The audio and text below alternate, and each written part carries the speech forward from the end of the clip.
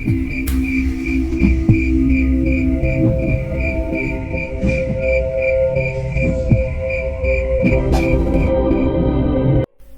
yang tak terduga terucap dari bibir Wahyu. Wahyu meminta izin abahnya untuk menikahi Nirmala. "Abah, pangapunten, jika apa yang jadi keputusan Wahyu membuat abah kecewa.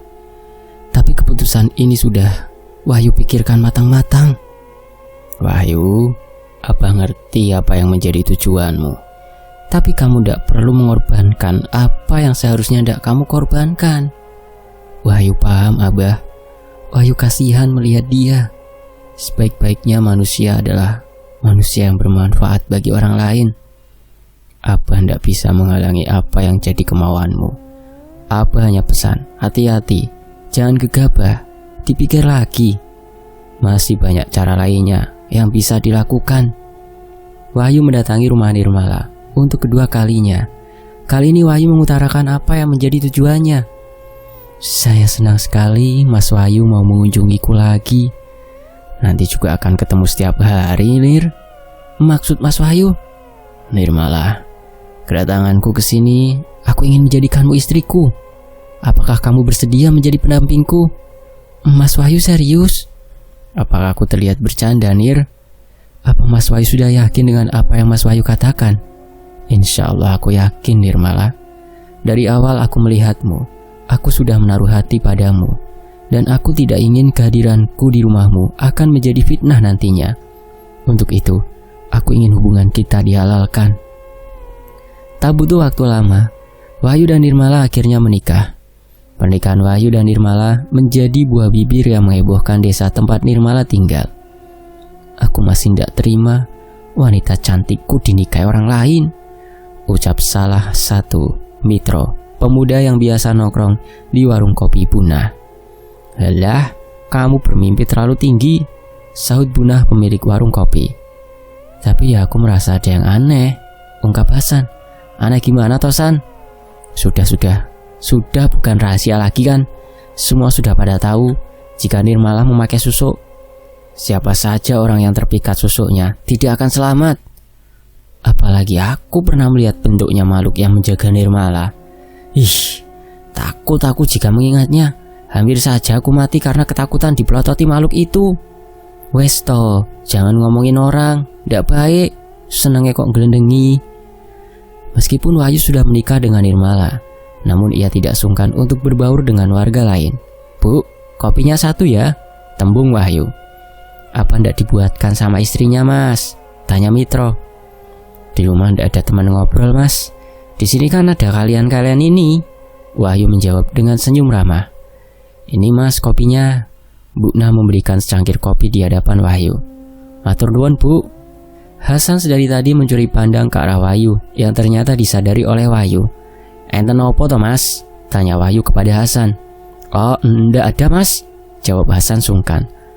"Kalau mau ada yang ditanyakan, tanyakan saja, Mas. Insya Allah saya akan menjawabnya." "Rasanya kok ora patut, Mas, kalau aku tanya masalah keluarga orang. Lah daripada dipendem, nanti malah jadi prasangka buruk." "Iyo San, ungkapin saja. Wong Masnya juga ndak keberatan kok." Mas, gini loh Mas Wahyu. Apa bener di rumah itu ada penghuninya?" "Loh ya ada toh Mas, ada aku, istriku dan pelayan." "Bukan itu maksud saya Mas Wahyu. Sepurone yo Mas, sebelumnya saya pernah lihat di belakang Mbak Nirmala ada sosok tinggi besar. Pokoknya serem banget Mas." "Astagfirullahaladzim. Banyak-banyak beristighfar ya Mas. Jangan sampai iman kita itu lemah. Hanya Allah yang Maha Esa yang harus kita takuti Mas." "Ya sudah kalau begitu saya duluan ya Mas. Jangan lupa perbanyak doa dimanapun kita berada, agar kita senantiasa mendapat perlindungan dari Gusti Allah." Tak butuh waktu lama, setelah 2 bulan menikah, Wahyu dan Nirmala dikaruniai seorang anak. Usia kehamilan Nirmala sudah 1 minggu.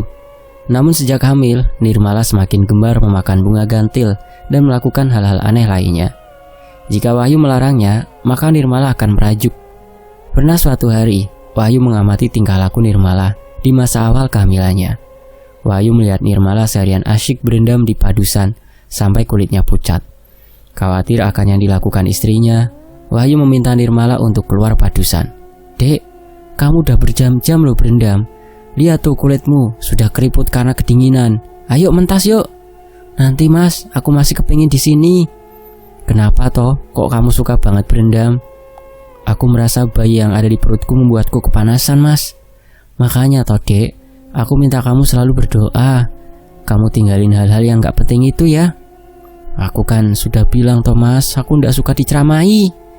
Nirmala yang marah dengan ucapan suaminya mengunci diri di kamar. Berhari-hari Nirmala tak membukakan pintu kamar untuk suaminya.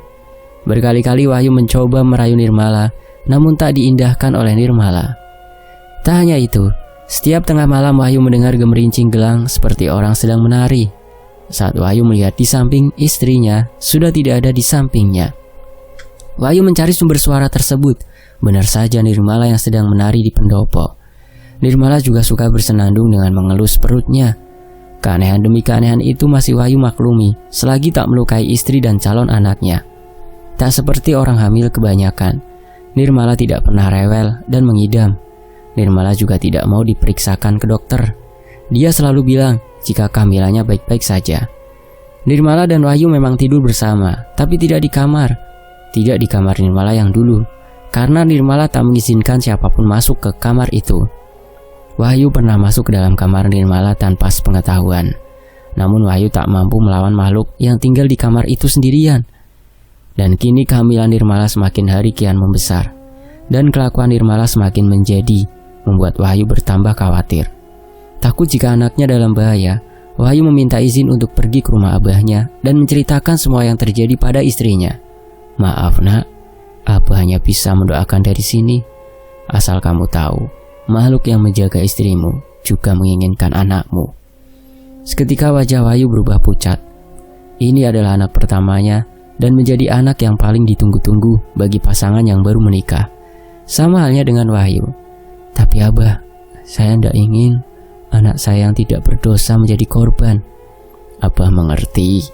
Doakan anakmu, mohon keselamatan, hanya itu yang bisa kita lakukan. Jaga selalu istrimu sampai usia kehamilannya menginjak 7 bulan. Karena setelah masa itu, bayi dalam kandungan istrimu sudah sempurna." "Baiklah abah, terima kasih. Kamu hati-hati di jalan." Ini bulan keempat kehamilan Nirmala. Wahyu selalu was-was dan Wahyu lebih ketat menjaga Nirmala. Jika kata orang Jawa, Mapati atau bulan keempat kehamilan adalah waktu janin diberi nyawa. Maaf ya kalau salah, karena di setiap daerah pasti ada keyakinan yang berbeda. Suatu malam Wahyu terbangun karena mendengar suara seseorang sedang bersenandung. Wahyu melihat tempat di mana Nirmala tidur, tapi Nirmala tidak ada di sana. Wahyu bergegas keluar dan mencari di mana keberadaan Nirmala. Suara itu berasal dari kamar Nirmala, kamar yang tidak pernah ia izinkan siapapun untuk masuk. Wahyu tahu jika istrinya ada di dalam. Wahyu membuka pintunya secara paksa. Astagfirullah. Wahyu membuang muka saat melihat makhluk itu sedang menjilati perut istrinya. Wahyu menarik tubuh Nirmala. Makhluk itu menggerang, melotot ke arah Wahyu. Tak ingin ambil resiko, Wahyu segera menarik Nirmala keluar dari kamar itu. Tak ada sepatah kata pun setelahnya yang Wahyu ucapkan. Nirmala menyadari jika suaminya sedang menahan marah kepadanya. Mas Wahyu, maafin aku. Aku hanya ingin anak dan istriku selamat." Wahyu pergi ke belakang rumah, memuntahkan darah dari dalam perutnya. Wahyu menahan nyeri di dadanya. Memang tak ada serangan fisik antara Wahyu dan Singolangu, namun sukma mereka bertarung. Butuh waktu hampir 1 bulan bagi Wahyu mengobati luka dalamnya. Makhluk itu sangat menginginkan bayi yang ada dalam perut Nirmala. Wahyu bersumpah dalam dirinya, ia tak akan rela jika darah dagingnya menjadi makanan Singolangu. Nyawa sekalipun akan Wahyu taruhkan demi menyelamatkan anaknya. Masa-masa sulit itu dapat dilalui Wahyu dan Nirmala. Kini usia kandungan Nirmala sudah menginjak 7 bulan. Wahyu dapat bernafas lega dan Nirmala pun sudah tidak pernah lagi mendatangi kamar itu lagi. Namun semua tak lantas berakhir begitu saja. Belum genap 8 bulan kehamilannya, Nirmala merasakan perutnya berkontraksi. "Mas, perutku sakit. Sepertinya anaknya mau lahir." Wahyu meminta abdinya untuk memanggil dukun beranak. Mainah, dukun bayi yang kala itu datang untuk membantu Nirmala melahirkan. Namun ada kejadian aneh yang baru Mak Inah alami. Dibantu Rahayu, Mak Inah mencoba mengeluarkan bayi dalam perut Nirmala. "Ayo ngeden mbak, seng kuat yo." Nirmala mencoba menarik nafasnya dalam-dalam dan mengeden sekuat tenaga. Mak Inah menggelengkan kepalanya. "Ada apa mak?" "Aku baru ini melihat orang melahirkan sesusah ini." "Lah terus gimana mak?" "Panggilkan suaminya." Rahayu memanggil Wahyu untuk mendampingi Nirmala. "Mas, sampean sudah tahu kan jika rumah ini kedatangan tamu? Aku takut jika istrimu tidak kuat." "Bayinya ada yang menahan mas." "Sudah mak, kamu berusaha dulu, saya bantu doa." "Sampean ambil wudhu dulu ya mak." Mak Inah pergi ke belakang untuk mengambil wudhu. Namun tengkuk lehernya seketika terasa dingin, seperti sedang ada yang mengawasi. Mak Inah sebenarnya sudah tahu jika di rumah ini banyak sekali dihuni lembut. Namun itu semua hanya rumor yang Mak Inah dengar dari gosip-gosip tetangga di sekitar rumahnya. Tapi kali ini Mak Inah merasakan sendiri betapa ngerinya rumah keluarga Catra. Setelah hampir 8 jam Mak Inah dan Rahayu membantu persalinan, akhirnya Nirmala melahirkan bayi mungil itu. Tepat ketika Surup datang. Seketika wajah Mak Inah pucat pasi. Ia segera membersihkan tubuh bayi perempuan itu dan memberikan ke Wahyu untuk diazani. Saat Wahyu mengumandangkan azan di telinga putri kecilnya, Nirmala menutup telinganya sembari berteriak, sampai Mak Inah dan Rahayu kewalahan untuk menahan tubuh Nirmala. Bayi perempuan itu diberi nama Jaidah Yaminah, yang artinya penuh kebaikan dan kecantikan. "Mak, saya berterima kasih atas bantuannya, dan saya harap Mak Inah dapat merahasiakan aib kami dan istri." "Baik mas, kalau begitu saya permisi ya mas." Setiap malam, Jaidah tidak pernah berhenti menangis. Saat menangis, Jaidah seperti akan kejang-kejang, matanya mendongak ke atas. Berbagai cara Nirmala dan Wahyu lakukan agar putri kecilnya bisa berhenti menangis. Jaidah tidak pernah mau berdekatan dengan Nirmala. Saat Nirmala ada di dekat Jaidah, gadis kecil itu akan menangis. "Dek, kamu tahu kenapa putri kecil kita selalu menolak kamu dekati?" Nirmala hanya diam, tak berkutik. Nirmala tahu suaminya akan mengungkit soal perewangan dan susuk kantil yang ada di tubuh Nirmala. "Bukannya aku ndak sayang sama kamu, Dek. Tapi ini demi Jaidah, putri kita. Mas mohon sama kamu, lepaskan susuk itu." "Baiklah mas, aku mau melepaskan susuk yang ada di tubuhku." Keesokan harinya, Wahyu dan Nirmala pergi ke rumah Mbok Pina untuk melepas susuk kantil yang ada di tubuh Nirmala. Untuk sementara Jaidah diasuh oleh Rahayu. "Mbok, malah mohon Mbok lepaskan susuk ini dari tubuh malam, Mbok." "Raiso, susuk itu sudah menyatu dalam tubuhmu. Memang kamu sudah ketemu dengan jodohmu, tapi tidak semudah itu susuknya bisa keluar." Wahyu sebenarnya tidak ingin istrinya kembali dalam ritual-ritual itu. Namun Nirmala meminta agar susuknya dilepas oleh Mbok Nipah saja, orang yang dulu memasangkan susuknya. "Apa syarat yang harus saya lakukan, Mbok, agar susuk ini bisa keluar?" "Yakin kamu bisa? Di dalam hutan ini ada sebuah gunung yang di atasnya ada air terjun. Bersihkan dirimu di sana sampai satu persatu susuk itu keluar dari tubuhmu." "Berapa lama, Mbok?" "Aku tidak bisa memastikan, karena susuk itu sudah melekat di dalam dagingmu." Wahyu pun menimpali. "Aku tidak setuju, Mbok, yang keberatan dengan syarat yang diberikan Mbok Nipah. Pasti ada cara lainnya. Hutan itu berbahaya, banyak hewan buas. Jika kamu keberatannya tidak apa-apa, coba saja sendiri, silahkan." Wahyu mengajak Nirmala untuk segera pergi dari rumah Mbok Nipah. Wahyu merasakan firasat yang tidak baik jika Nirmala sampai melakukan syarat yang diberikan Mbok Nipah. Wahyu dapat merasakan kelicikan Mbok Nipah. "Mas, kamu ini kenapa sih? Kamu sendiri yang kepengen susuk itu hilang. Kenapa kamu yang menolak?" "Perasaanku ndak enak, Dek. Sudahlah, kita pikirkan cara lain." Sesampainya di rumah, Rahayu mendekati Nirmala dan Wahyu dengan wajah pucat dan tubuhnya gemetaran.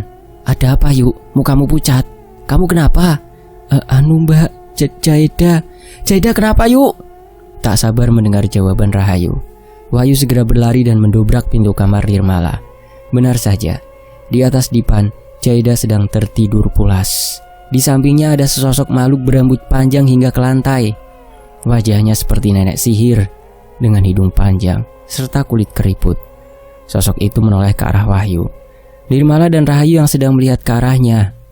Aku tidak punya niat jahat sama bayimu. Kalau aku mau sudah aku makan sejak di dalam perutmu. Terus kenapa kamu bawa anakku ke sini? Tanya Wahyu. Aku kasihan. Anak ini nangis terus. Kamu lihat sendiri kan, anakmu anteng ikut aku. Sekarang aku sudah di sini. Cahayu, ini tidak mau ikut ibunya loh. Jangan dekatkan anak ini sama ibunya jika kamu tidak ingin anakmu dimakan peliharaannya. Anak dan ibu yang satu weton. Jangan dijadikan satu rumah. Tidak baik. Kalau bukan ibunya yang kalah, ya anaknya yang kalah. Tapi jika kamu tidak percaya omonganku, anakmu yang akan mati. Wahyu meminta Rahayu untuk mengambil Jaida dari tangan makhluk itu. Sejak saat itu Jaida tak lagi tinggal bersama Wahyu dan Nirmala. Jaida diasuh oleh uminya Wahyu. Di sisi lain, menjelang azan subuh, Wahyu bangun untuk menunaikan sholat. Saat dirinya ingin membangunkan istrinya, ternyata Nirmala sudah tidak ada di tempat tidurnya. Wahyu yang kala itu tak berpikir macam-macam, segera menyusuri Nirmala untuk mengambil air wudhu. Sesampainya di tempat wudhu, Wahyu tak mendapati istrinya. Adzan subuh sudah berkumandang. Wahyu segera menunaikan sholatnya. Selesai sholat, Wahyu menunggu Nirmala. Namun istrinya tak kunjung kembali. Wahyu mencari keberadaan Nirmala hingga hari menjelang petang. Nirmala tak kunjung kembali. Wahyu mulai cemas. Kemana istrinya pergi? Kenapa Nirmala tidak pamit kepada dirinya? Wahyu yang kala itu sudah putus asa, meminta bantuan warga untuk mencari keberadaan Nirmala. Singkat cerita, 3 bulan lamanya Nirmala menghilang tanpa meninggalkan jejak. Segala upaya Wahyu lakukan untuk menemukan istrinya. Seperti biasa, Wahyu selalu bangun sebelum azan subuh. Wahyu melihat Nirmala sedang tidur di samping dirinya. Wahyu tak percaya dengan apa yang dirinya lihat. Dek, ini kamu? Apa Thomas? Aku masih ngantuk.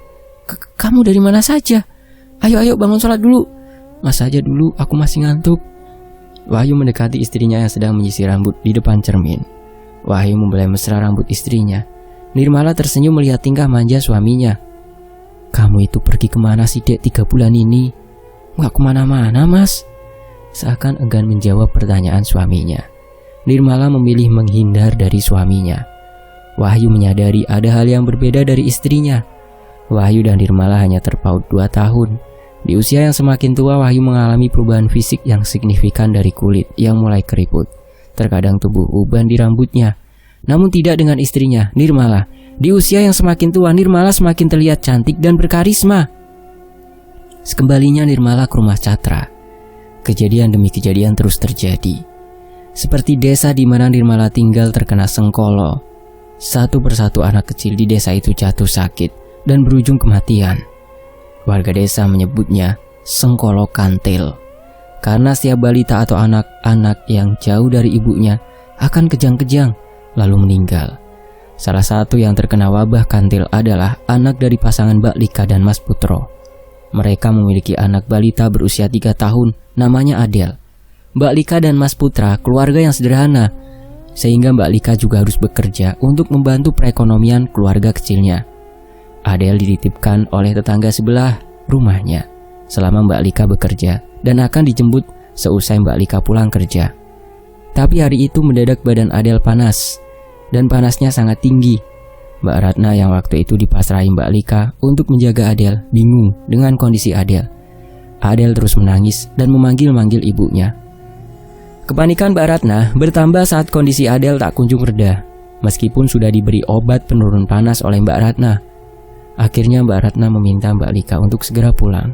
Yang bikin aneh adalah ketika melihat Mbak Lika, Adel seketika sembuh dan berhenti menangis. Kejadian itu berulang selama seminggu, hingga akhirnya Mas Putra meminta Mbak Lika untuk berhenti bekerja dan mengurus Adel. Tak kurang dari 2 minggu Adel kejang-kejang dan menghembuskan nafas terakhirnya. Kejadian ini tak hanya dialami oleh keluarga Mbak Lika dan Mas Putra, melainkan keluarga lain yang memiliki anak balita yang seusia dengan Adel. Tak hanya itu, setiap malam warga yang meronda keliling kampung sering mendengar tangisan seorang wanita. Tangisannya begitu memilukan seperti seorang ibu yang tengah merindukan anaknya. Keadaan ini membuat warga panik dan khawatir. Warga berunding untuk mencari jalan keluar dari masalah ini. Sudah banyak bayi yang meninggal. Jika dibiarkan saja bisa-bisa manusia di desa ini habis, ucap Mitro. Aku yakin pelakunya Nirmala. Siapa lagi orang di desa ini yang ilmu selain orang itu? Sabar dulu, jangan gegabah, Tro. Pak RT mencoba menenangkan. Aku wes ra iso tenang, Pak RT. Anakku jadi korbane kok, sahut Mas Putra. Warga berbondong-bondong mendatangi rumah Nirmala. Kemarahan mereka menggebu-gebu. Ada apa ini? Tanya Wahyu yang kaget melihat di depan rumahnya sudah banyak warga yang penuh kemarahan. Suruh keluar istrimu. Ada apa ini sebenarnya? Gak usah sok baik. Nirmala keluar dengan santai tanpa beban apapun. Seketika semua warga yang tadinya dipenuhi kemarahan diam, menunduk. Tak ada yang berani menatap Nirmala. Ono opo to iki? Apa tidak bisa dibicarakan baik-baik? Warga saling pandang satu sama lain. Tak ada satupun yang berani berbicara. Akhirnya warga satu persatu memilih untuk pergi. Nirmala menyunggingkan bibirnya dan kembali masuk ke dalam rumah. Semua seakan tersirap oleh karisma Nirmala. Datangnya warga ke rumah Nirmala membuat Nirmala semakin kejam. Sekarang Nirmala tak pilih-pilih lagi untuk tumbalnya. Setiap hari selalu saja ada orang yang meninggal di desa itu, dari orang tua hingga anak-anak. Berita mengenai wabah di desa terdengar hingga telinga Wahyu. Dik, sampai kapan kamu akan seperti ini? Gak usah campuri urusanku, Mas. Aku ini suamimu, aku berhak atas dirimu. Lalu kenapa kau pisahkan aku dengan anakku, Mas? Aku tidak akan memisahkanmu dengan Jaida, asal kamu menghentikan semua ini. Tidak, Mas, aku tidak bisa. Berapa orang lagi yang akan kamu bunuh, Mala? Lepaskan aku, Mas. Biarkan aku memilih jalanku sendiri, atau aku tidak segan-segan menghabisimu. Kau sudah bukan manusia lagi, Mala. Apa bedanya aku denganmu, Mas? Kau membuatku menahan rindu kepada anakku sendiri. Setiap malam aku menangis menahan rinduku pada putriku. Di tengah perdebatan antara Nirmala dan Wahyu, terdengar suara warga yang memanggil-manggil Nirmala. Warga yang tidak sabar menerobos masuk ke rumah dan menyeret tubuh Nirmala. Mas, tolong aku, Mas, teriak Nirmala. Wahyu yang mencoba menyelamatkan istrinya terkena hantaman dari seseorang warga yang membuat Wahyu tak sadarkan diri. Nirmala diseret ramai oleh warga ke tengah hutan. Tangan dan kaki Nirmala diikat sebuah pohon. Bajingan, lepaskan aku! Nirmala terus berteriak dan meronta. Namun tak ada satupun warga yang kasihan melihat Nirmala. Semua warga mengambil batu dan melemparkan batu itu ke tubuh Nirmala. Nirmala dirajam. Darah bercucuran dari tengkorak kepala Nirmala. Jeritan minta tolong Nirmala kini berubah menjadi teriakan tawa yang melengking. Warga mendengar Nirmala tertawa merasa merinding. Sudah, bakar saja biar cepat. Warga menyiram tubuh Nirmala dengan bensin, lalu membakar Nirmala hidup-hidup. Di balik kobaran api yang membara, Nirmala masih terus-menerus tertawa hingga terucap kata, Kantel iki bakal nggowo balak neng desa iki. Kowe kabeh ra bakal selamat. Seiring dengan ucapan itu tawa Nirmala tak lagi terdengar. Malam harinya, setelah pembakaran tubuh Nirmala, desa itu terasa sangat gelap, namun udaranya sangat panas. Suasananya terasa sangat mencekam. Tak ada satupun warga yang keluar rumah. Mereka memilih menutup pintu rumah mereka. Bu, apa mau hujan ya? Kok hawanya keras sekali? Tanya Pak Sigit kepada istrinya. Iya ya, Pak. Gak kayak biasanya. Perasaannya ibu kok gak enak juga ya, Pak. Sampean nyium bau gak, Bu? Aku seperti nyium bau bunga kantil. Pak Sigit dan istrinya teriak sembari berlari ke kamarnya, di mana anaknya sedang tertidur. Istri Pak Sigit pingsan melihat anaknya digendong oleh sosok yang menyerupai Nirmala. Namun sosok itu memiliki luka melepuh di sekujur tubuhnya, seperti habis terbakar. Kembalikan anakku, apa maumu? Sosok itu mengembalikan anak Pak Sigit dan pergi begitu saja. Apes tenan, sambat Pak Sigit. Onopo, Pak? Tanya Hasan. Tadi malam Nirmala datang ke rumahku. Untung saja ndak lama. tapi Nirmala sempat menggendong anakku. Hasan dan yang lain tak percaya mendengar apa yang baru saja Pak Sigit ceritakan. Bagaimana mungkin orang yang sudah mati datang kembali jika tidak untuk menepati janjinya untuk membalaskan dendamnya? Kini orang-orang di desa itu tidak pernah lagi beraktivitas di malam hari, karena setiap hari ada saja gangguan dari Nirmala. Setiap kali kedatangannya selalu diawali dengan bau bunga kantil. Nirmala mendatangi satu persatu warga yang sudah menghabisi nyawanya secara keji. Malam itu, Samsudin baru pulang kerja pukul 10 malam. Arah menuju rumahnya melewati rumah keluarga Catra. Sekedar info, setelah kematian Nirmala, rumah keluarga Catra sudah tidak ada lagi penghuninya. Semua abdi yang bekerja di rumah itu sudah kembali ke keluarga masing-masing. Begitu juga dengan Rahayu. Sedangkan Wahyu, suami Nirmala, kembali ke rumah kedua orang tuanya dan membesarkan putri kecilnya, Jaeda. Lanjut ke Samsudin. Saat Samsudin mengayuh sepeda melewati rumah keluarga Catra, Samsudin mendengar suara sayu orang menangis. Karena penasaran, akhirnya Samsudin nekat mencari sumber suara itu. Kakinya melangkah masuk ke rumah keluarga Catra. Kini Samsudin sudah berada di pelataran rumah keluarga Catra. Suara itu semakin jelas terdengar. Samsudin melihat seorang wanita tengah duduk membelakangi dirinya. Samsudin yakin suara tangisan itu berasal dari wanita itu. "Mbak, sampean ngapain di sini?" Samsudin semakin mendekati wanita itu. Saat tangannya mencoba menepuk bau si wanita, Samsudin merasakan tengkuk lehernya terasa dingin. Ia mengusap tengkuk lehernya dan sesaat tercium bau bunga kantil. Samsudin sadar bahwa dirinya sedang berada di rumah Catra. Suara tangisan wanita itu berhenti. Kepala wanita itu berputar 180 derajat melihat ke arah Samsudin dengan tatapan melotot. Samsudin bisa melihat dengan jelas wajah wanita itu melepuh. Tulang-tulang tengkoraknya terlihat sangat jelas.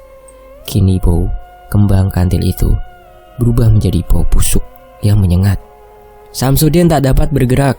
Semua indera di tubuhnya seakan tak dapat berfungsi. Jantungnya berdegup tak karuan. Hanya satu yang dapat Samsudin rasakan, celananya sudah basah. Samsudin tidak lagi dapat menahan ketakutannya hingga dia mengompol. Pagi harinya Samsudin ditemukan oleh Pak Marno yang dulunya seorang abdi sekaligus sopir pribadi keluarga Catra. Samsudin tak sadarkan diri. Pak Marno meminta bantuan warga untuk menyadarkan Samsudin. Beruntungnya Samsudin masih bisa selamat walaupun dirinya terkena stroke. Bicaranya tidak jelas, pelo. Sembari jarinya menunjuk-nunjuk ke rumah Catra. Pak Marno melarang warga untuk mendekati rumah ini. Tak ingin kejadian seperti yang dialami Samsudin terulang kembali. Warga menyetujui itu. Bahkan ada beberapa warga yang mengusulkan untuk membakar rumah itu. Namun sebagian lagi menolak. Tak ingin jika dirinya terkena sial. Pak Marno mengunci gerbang rumah keluarga Catra agar tak ada satupun orang yang dapat masuk. Namun rasa penasaran manusia kadang membuat manusia itu sendiri terjerumus. Mitro dan Hasan yang penasaran dengan rumah Catra memutuskan untuk masuk ke dalam rumah tersebut. Walaupun Pak Marno sudah menggembok gerbang utama, mereka tidak kehabisan akal. "Tro, digembok iki. Aku tahu jalannya lainnya. Ayo ikut aku." Hasan dan Mitro mutar ke arah belakang rumah, memanjat dinding rumah.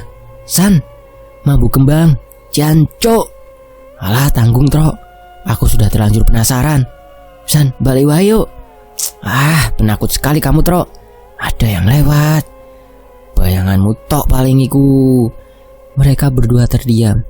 Nyali mereka mendadak menciut saat di hadapannya berdiri sosok hitam tinggi berbulu. Dengan mata melotot merah menyala, giginya memperlihatkan taring. Kuku-kukunya sangat panjang. Lidahnya menjulur keluar sampai menyentuh lantai. "Apa yang dilakukan anakmu sampai bisa seperti ini?" ucap Batopo dengan nada marah. "Kembang kantil ireng, Mbah. Dia tidak sengaja metik bunga itu di rumah Catra." "Jika mau mengambil apa saja yang bukan punya kita, ya kita harus izin. Begitu tata kramanya. Semua yang ada di dunia ini ada yang punya.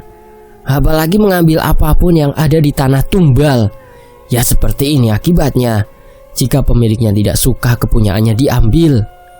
Di hadapan Batopo terbaring gadis muda yang usianya sekitar 16 tahun. Namanya Mira.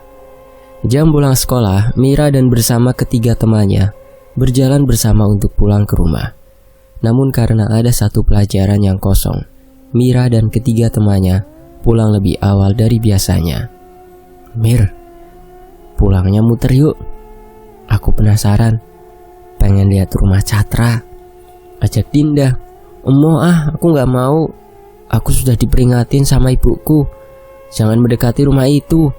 Kata ibu rumah itu angker, banyak setannya. Iya, penakut banget sih Mir, ajak Nela sambil tertawa yang diikuti Dinda dan Amel.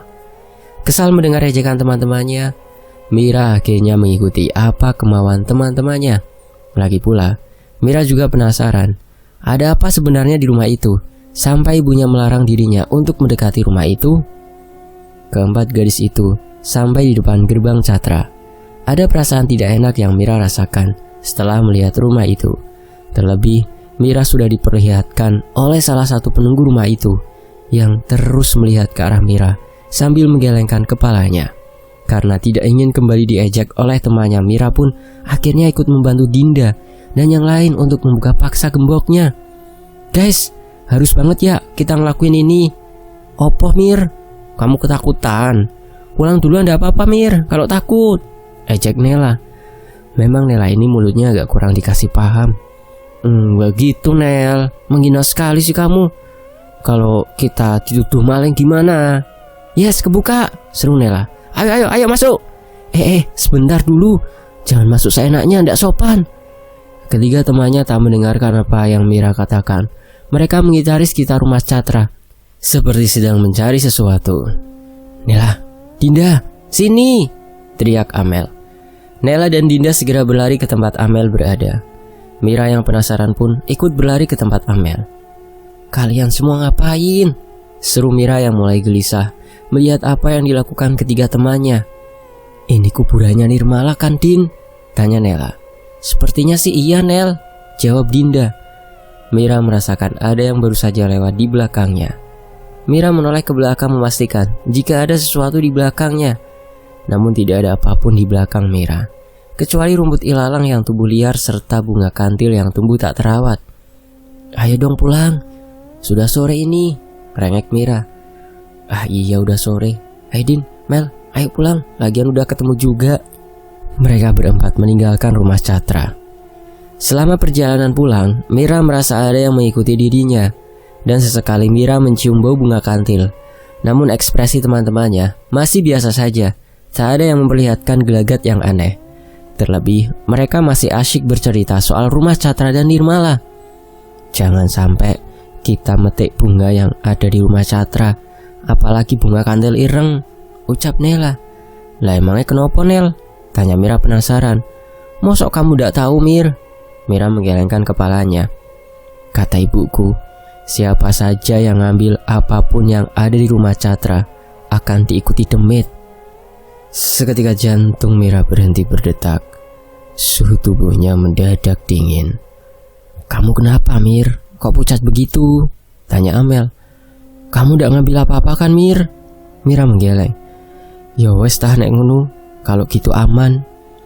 Sialnya mereka sudah sampai di pertigaan jalan. Dan itu artinya Mira harus berpisah dengan ketiga temannya. Dinda, Amel, dan Nela tinggal di satu desa yang sama. Sedangkan Mira yang tinggal di desa berbeda. Alasan Mira tidak mau mutar saat pulang sekolah, karena jika memutar rumah Mira yang paling jauh lokasinya, Mira harus berjalan sekitar 15 menit lagi. Mira mempercepat langkahnya.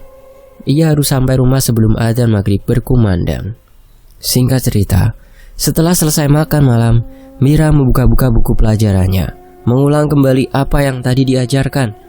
Saat tiba-tiba Mira merasakan wajah dan sekujur tubuhnya terasa gatal. "Bu, Ibu." Mira mengetuk pintu kamar ibunya. "Kamu kenapa Mir?" Ibu Mira kaget melihat wajah anak gadisnya berlumuran darah serta bekas cakaran. "Gatal Bu, ini gatal sekali." Mira terus menggaruk wajah dan tubuhnya. Kulit tubuh dan kulit wajah Mira sudah hancur terkena garukan kuku Mira. Pak, kesini, anaknya ini Pak." "Astagfirullah Mir, lah kok bisa kayak gini? Gimana ini Pak?" "Ibu tenang yo," ajak Mira ke kamar. aku panggilkan Pak Mantri. Pak Mantri berkata bahwa Mira hanya terkena alergi. Namun sudah hampir 1 bulan, Mira tak kunjung membaik. Luka di tubuhnya menjadi borok yang mengeluarkan nanah. Bahkan matanya sudah memerah. Nirmala sudah tidak bisa melihat karena bola matanya mengalami peradangan. Mira hanya bisa meringik menahan sakit. Mira pun tidak bisa menelan makanan apapun karena di langit-langit dan seluruh rongga di mulutnya mengalami luka yang sama. Hari Jumat sepulang sekolah, semua teman-teman Mira bersama wali kelas Mira menjenguk Mira, Dinda, Amel, dan Ella. Terperangah melihat keadaan temannya. Mereka mengadakan doa bersama untuk kesembuhan Mira. Saat semua berpamitan, Dinda meminta izin untuk pulang terakhir karena ada sesuatu yang harus Dinda sampaikan kepada kedua orang tua Mira. Terlebih Dinda merasa bersalah karena Dinda yang pertama kali mengajak Mira untuk pergi ke rumah Catra. "Sepurone nggih Bu, maaf Bu, Pak, Dinda ndak tahu kalau akan jadi seperti ini." "Wes gak apa-apa, sudah ndak apa-apa. Semua sudah kejadian, ndak ada yang perlu disalahkan. Doakan saja Mira lekas sembuh." Ternyata saat berada di rumah Catra, Dinda sempat mempergoki Mira memetik kembang kantil ireng. Tapi saat Dinda menegur Mira, Mira mengelak memetik bunga itu. Di sisi lain, "Di, ngapain sih kita kesini?" tanya Genta. "Udah ikut aja, nanti kamu juga tahu." Ini jauh banget loh Di. "Kamu nih bawel banget, udah kayak cewek aja nih," ketus Didi. "Ya, kamu ngajak pergi gak tahu arah dan tujuannya mau kemana. Bentar lagi sampai." Tak berapa lama Didi memarkirkan mobilnya. Didi berdecak kagum melihat bangunan besar di hadapannya. Walaupun bangunan ini terkesan kotor dan tak terawat, namun Didi tak memungkiri jika bangunan rumah ini sangat artistik dan kuno. "Rumah siapa ini Di?" "Rumah orang lah, ayo masuk." "Lah, kamu gila Di, katanya rumah orang, kok malah ngajak masuk?" "Udah masuk aja." Genta mengekor di belakang Didi yang tengah asyik memotret setiap bagian dari rumah peninggalan keluarga Catra. "Di, perasaanku kok ndak enak ya, balik aja yuk." "Bentar dulu ah, ini rumah bakal jadi breaking news tahu. Apa yang mau dibahas di rumah ini? Nanti aku ceritakan kisah kelam di balik rumah ini." "Ayolah, ngapa mesti di saat seperti ini sih?" "Kenapa Gen?" Pengen kencing aku. Udah dipucuk nih gak tahan." Gen, ja." Ucapan Didi terpotong karena Genta sudah berlari mencari tempat untuk buang air kecil. Didi masih asyik memotret setiap detail dari bangunan rumah. Memang benar apa yang dikatakan oleh Dimas, kawan Didi, bahwa rumah ini memiliki sesuatu yang berbeda. Didi bisa merasakan aura negatif yang seolah menyambut kedatangannya. Didi telah selesai dengan urusannya. Didi terheran mengapa Genta tak kunjung kembali. Sebelumnya Didi sudah meminta izin oleh Pak Marno untuk membuat berita mengenai rumah keluarga Catra. Dan harusnya Pak Marno yang menemani Didi untuk melihat keseluruhan bagian yang ada di rumah ini. Namun karena Pak Marno sedang ada acara, makanya Didi mengajak Genta untuk menemani dirinya. Pak Marno hanya mengizinkan Didi untuk melihat bagian luar dari rumah itu, dan Didi tidak keberatan akan hal itu. "Ngapain sih anak itu cuma kencing aja lama banget?" Didi menggerutu kesal karena Genta tak kunjung kembali. Didi mengambil sebungkus rokok di saku celananya, menyalakan sebatang rokok dan menyesapnya. Sembari menunggu Genta, Didi melihat-lihat lagi hasil jepretannya. Didi tertegun saat melihat salah satu gambar yang menunjukkan foto seorang wanita cantik lengkap dengan sanggul dan pakaian adat Jawa. "Kapan aku foto dia ya?" gumam Didi. Didi mengamati foto wanita cantik tersebut. Lalu Didi teringat akan cerita Dimas. Dimas pernah menceritakan secara detail bagaimana gambaran fisik seorang Nirmala. Didi melonjak kaget. Didi mengusap kasar wajahnya. Lalu ingatannya mengarah ke Genta, temannya yang belum juga kembali. Didi masuk kembali ke pelataran rumah dan berjalan ke tempat terakhir kali Didi melihat temannya. "Masya Allah Gen, kamu kenapa?" Didi terkejut melihat temannya sudah ambruk di tanah sembari menangis kesakitan. "Bawa aku pergi dari sini," Genta berucap lirih. Tubuhnya gemetar dan wajahnya pucat seperti orang gak dikasih makan seminggu. Didi memapah tubuh Genta dan membawanya masuk ke dalam mobil. Genta terus mengadu kesakitan sembari memegangi alat vitalnya. "Kamu kenapa sih, Gen?" tanya Didi bingung melihat wajah temannya. "Gila, di rumah ini gila." "Gila kenapa?" Genta memelorotkan celananya. Mau ngapain kamu?" "Gak sudi aku, jangan macam-macam, Gen. Aku masih normal. Gak sudi aku lihat punyamu. Bagusan juga punya aku," seru Didi. "Dasar anak ngen," ketus Didi. Genta menunjukkan kepunyaan testisnya yang sudah membesar kepada Didi.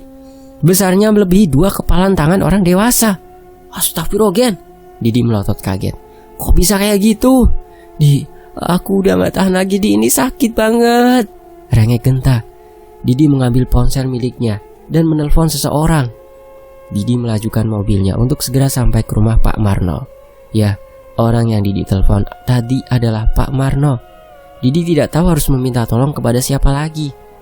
Dia sudah tidak tega melihat temannya yang sudah pucat dan lemas. Rumah Pak Marno tidak terlalu jauh dari rumah keluarga Catra. Didi memarkirkan mobilnya, memapah Genta yang sudah lemas tak berdaya. "Bawa masuk, Nak," sambut Pak Marno. "Baringkan temanmu di sini."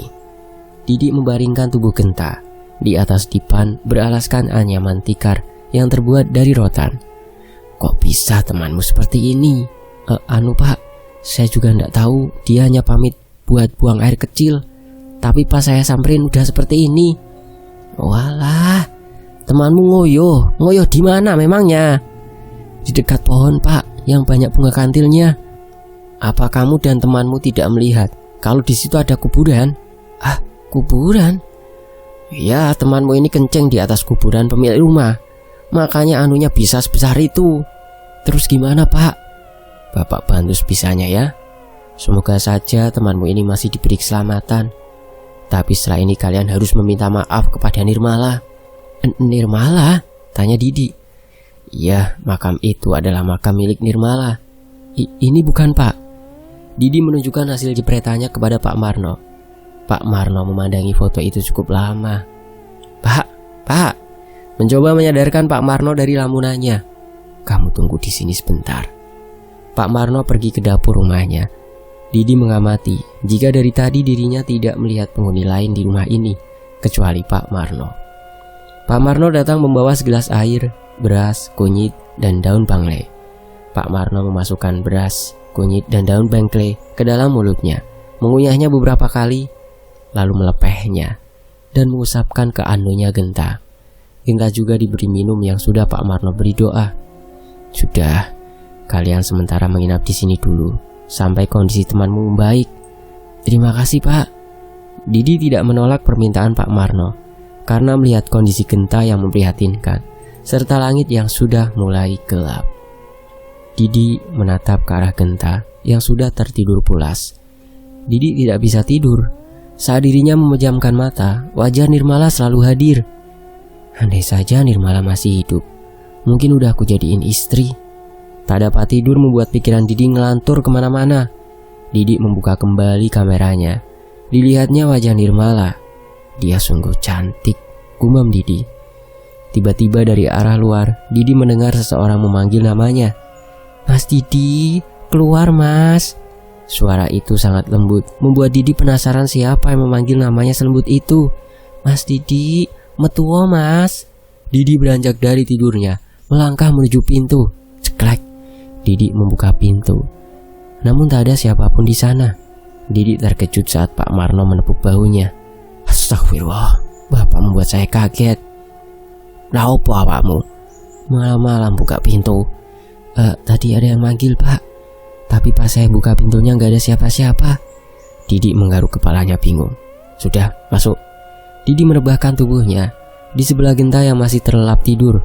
Lagi-lagi Didi mendengar seseorang memanggil namanya. "Mas Didi, keluar Mas." Namun kali ini diikuti dengan bau kembang kantil.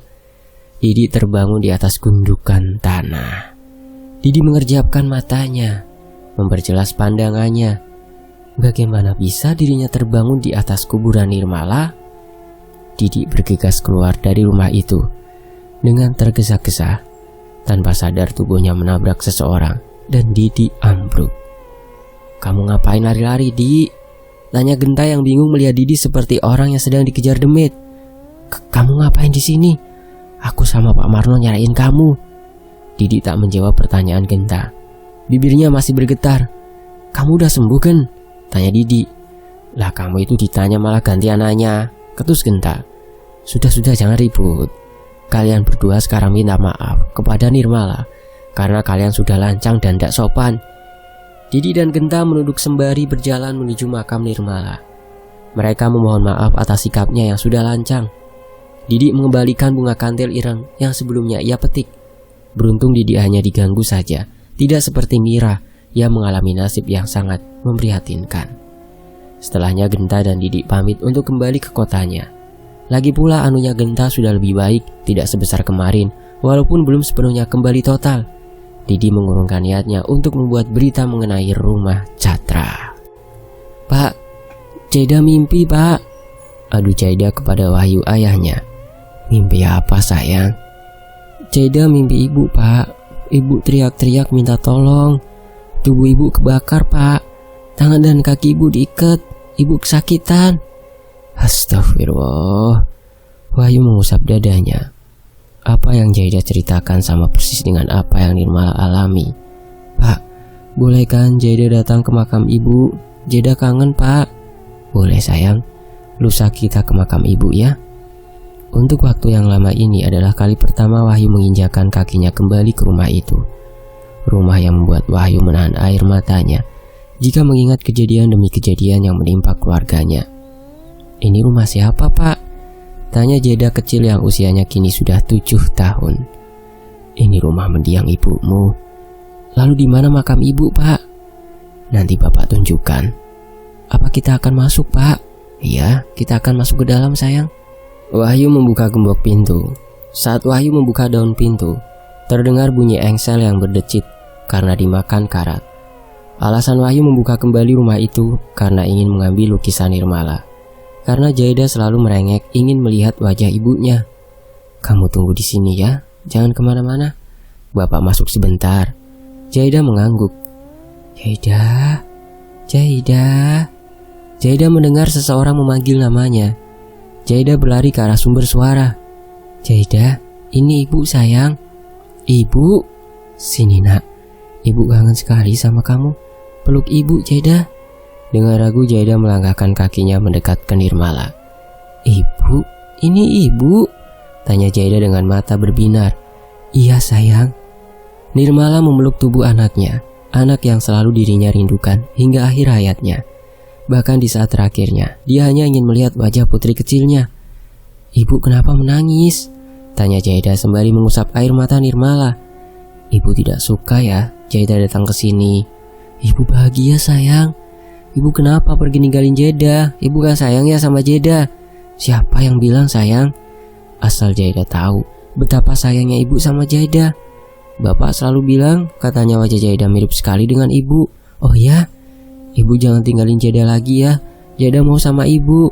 Ibu gak akan ninggalin Jaida asalkan Jaida mau tinggal di sini sama ibu, sama bapak juga. Cuma kamu sama ibu. Kenapa yang gak boleh tinggal bersama kita bu? Bukannya gak boleh sayang, tapi ayah tidak bisa tinggal bersama ibu. Jaida mau kan tinggal bareng ibu? Iya bu, Jaida mau. Sementara itu Wahyu berlarian ke sana kemari mencari keberadaan Jaida. Namun Jaida tak kunjung ia temukan. Assalamualaikum, sapa Pak Marno yang tak sengaja lewat dan melihat pintu gerbang terbuka. Waalaikumsalam, jawab Wahyu. Mas Wahyu, sedang apa mas di sini? Kenapa wajah Mas Wahyu nampak kebingungan? Pak, gini pak, saya mohon bantuannya.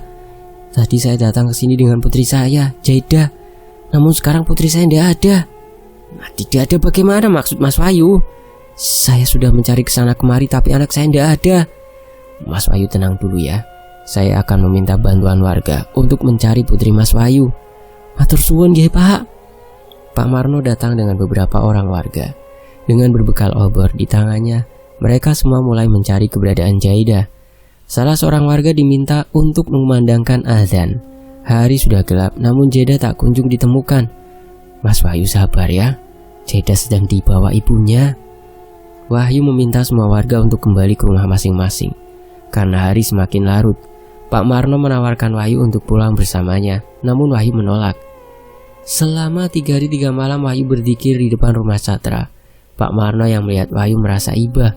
Pak Marno tahu jika Nirmala tidak akan mengembalikan putrinya. Pak Marno meminta warga untuk membantu Wahyu untuk mendoakan Jeda. Digelarlah doa bersama di depan rumah Catra.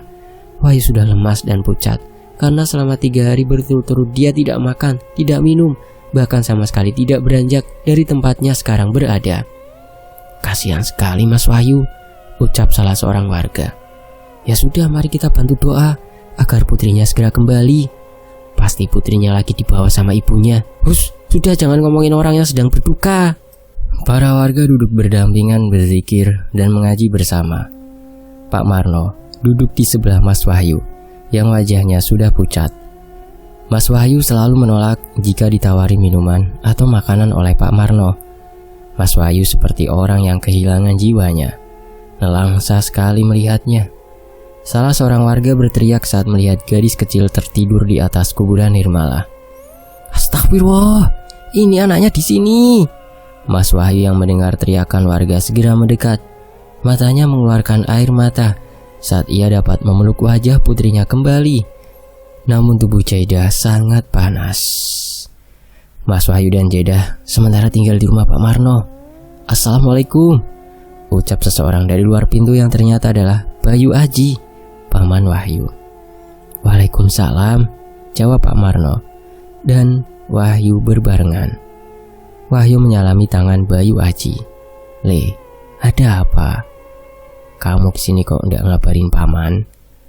Apa yang sebenarnya terjadi?" "Jeda, Pak De. Jeda selalu mimpi didatangi Nirmala yang meminta tolong.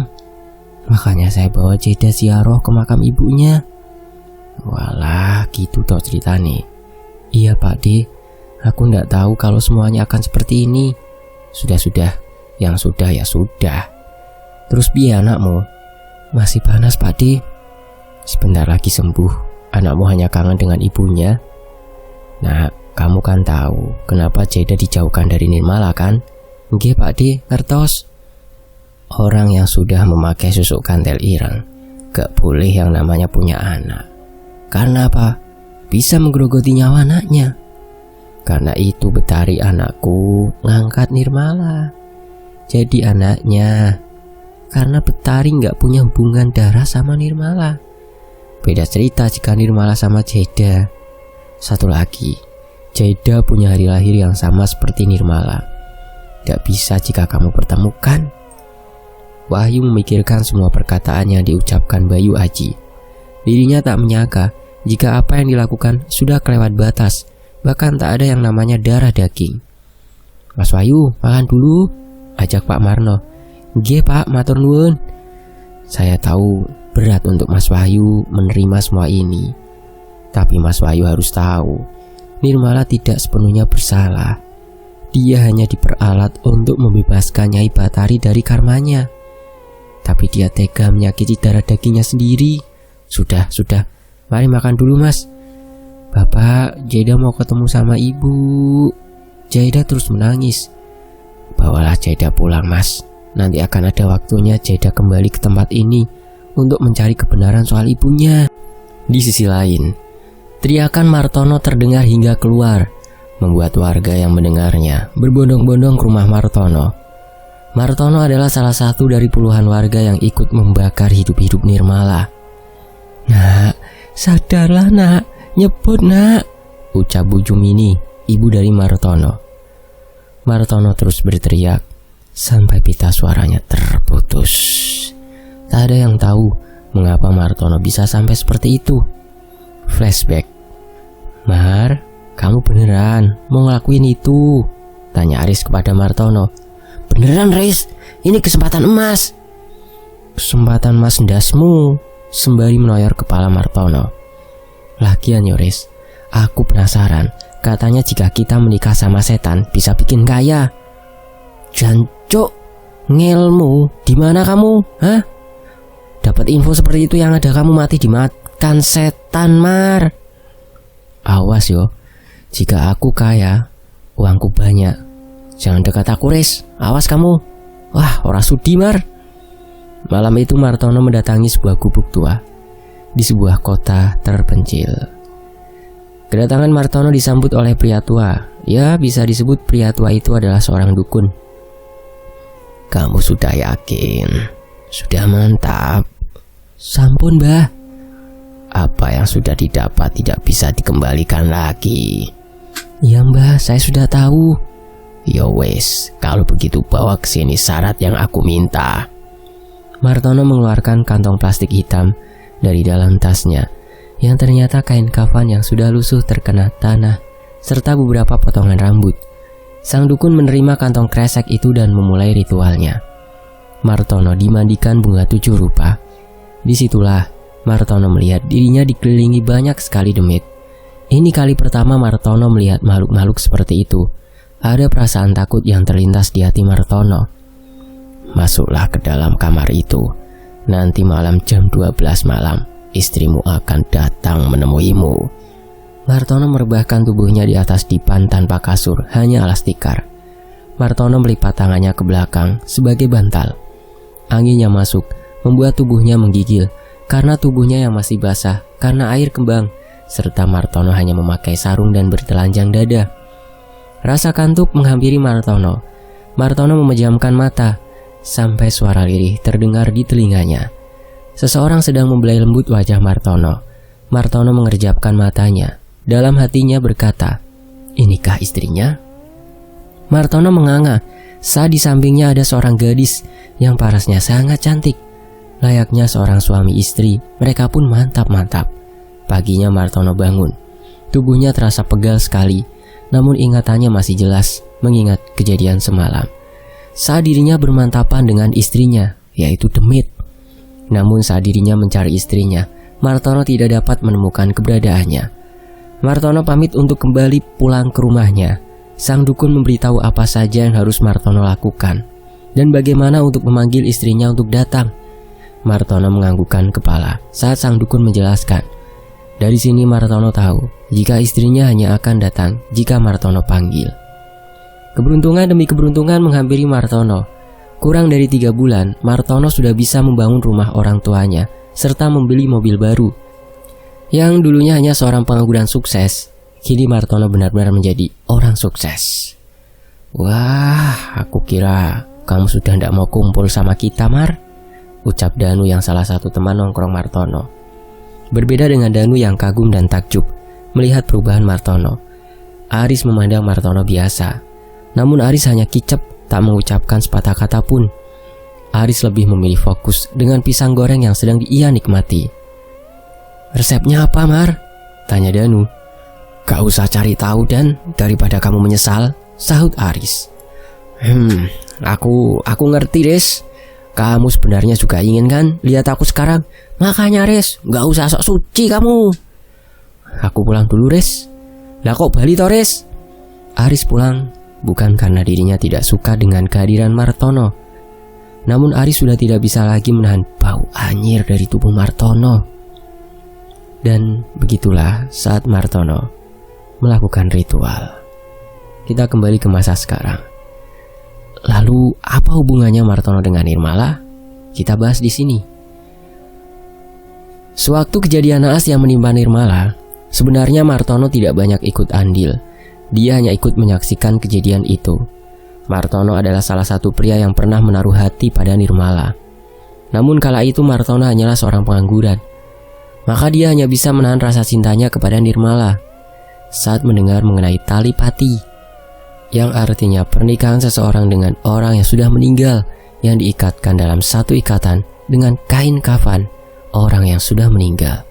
Martono nekat membongkar kuburan Nirmala untuk mengambil kain kafan Nirmala dan rambut Nirmala, dengan harapan bahwa kelak yang akan menjadi istrinya adalah Nirmala. Dan benar saja apa yang Martono harapkan terjadi. Demit yang mendatangi Martono malam itu adalah Nirmala. Bu Jumini merasakan ada yang aneh dari putranya Martono. Martono jadi sering mengurung diri di dalam kamarnya. Sering tercium bau kemenyan dan bunga kantil dari dalam kamar Martono. Namun ketika Bu Jumini mencoba bertanya perihal apa yang anaknya lakukan di dalam kamar Martono, Martono akan memarahinya. Sejak saat itu Bu Jumini tidak lagi pernah menanyakan hal itu lagi kepada Martono. Bu Jumini juga merasakan tubuh Martono semakin hari semakin kurus, hingga Martono jadi seorang pesakitan. Dan uang serta harta benda yang Martono dapatkan entah dari mana lama-kelamaan habis untuk biaya pengobatan Martono. Hanya tersisa rumahnya saja. Sementara itu aroma bunga kantil memenuhi seisi rumah Bu Jumini, hingga Bu Jumini berlari ke arah kamar Martono yang berteriak-teriak. Martono seperti menahan seseorang yang sedang berusaha mencekik dirinya. Namun yang sebenarnya terjadi adalah Martono mencekik lehernya sendiri. Bu Jumini meminta bantuan ke Pak Ustadz Zikri untuk membantu anaknya yang terus saja berteriak. Pak Ustadz yang datang tak segera masuk ke dalam rumah Bu Jumini. Ia meminta segelas air putih. Dengan perlahan Pak Ustadz Zikri meminum air itu hingga habis. Mungkin Pak Ustadz Zikri haus. Semua warga yang berkerumun untuk menonton diminta untuk keluar. Hanya ada Bu Jumini dan Pak Abdul, orang yang datang bersama Pak Ustadz Zikri. Pak Ustadz membaca doa-doa dan mengusapkan ke wajah Martono. Dimasukkannya ibu jari ke dalam tenggorokan Martono. Hal yang membuat Bu Jumini tersentak saat untayan rambut yang sangat panjang terus keluar dari mulut Martono. Tak hanya itu, tubuh Martono seperti mayit yang dikafani. Bedanya dengan posisi tangan dan lehernya diikat kencang. Itu yang membuat Martono seperti tercekik. Astagfirullah, anak ibu sudah terjerumus ke dalam kemusyrikan, ucap Ustadz Zikri. Lalu bagaimana, Pak? Martono menghembuskan nafas terakhirnya dengan mulut menganga dan mata yang melotot. Kematian Martono membuat heboh desa itu. Tak ada satupun orang yang bersedia membantu memandikan jenazah Martono, dikarenakan karena baunya yang sangat busuk. Kematian Martono membuat semua warga di desa itu menjadi was-was. Hanya tinggal menunggu giliran. Belum lagi apa yang menimpa Mira, gadis remaja yang hanya bisa terbaring di kasur dengan luka nanah dan borok di sekujur tubuhnya. Belum lagi kejadian-kejadian aneh lainnya. Para warga dan Pak RT berkumpul di balai pertemuan untuk membicarakan masalah genting ini yang terus memakan korban. Bersambung, teror apa yang akan selanjutnya dilakukan oleh Nirmala? Nantikan kelanjutannya hanya di Fakta Sejarah. Terima kasih untuk penulisnya, Lestari Kunaifi, dan tentunya buat teman-teman yang sudah menyimak kisah ini di sini. Fakta Sejarah pamit. Wassalamualaikum. Sampai jumpa di bagian berikutnya. Tetap di Fakta Sejarah. Alhamdulillah.